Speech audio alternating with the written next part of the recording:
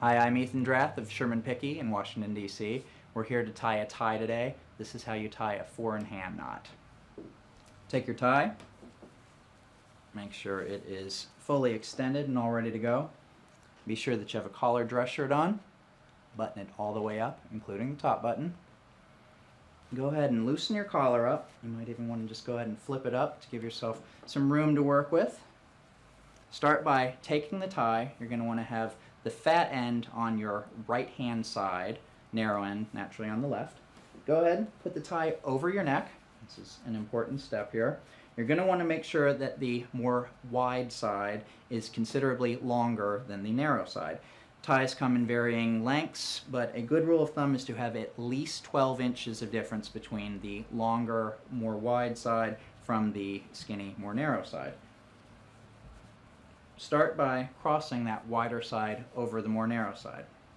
Once you've done that, you're going to want to go ahead and take that wider side, flip it over, starting to create a knot, that narrow side.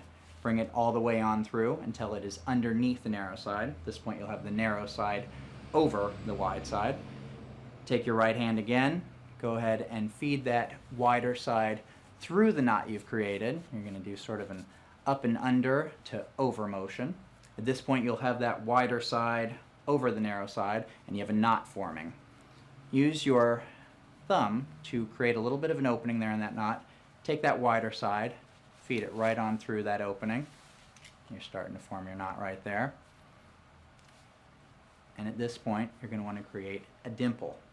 Use your index finger, generally from your left hand, to create that. You're going to want to go right in the middle of the fat part of the tie, nearest the knot there, and create a little bit of an indent, as even as you can on both sides.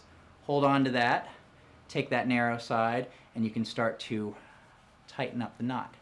Use the narrow side while holding that knot, and start to shimmy it on up your neck, get it into place. It's a good time then to readjust your dimple.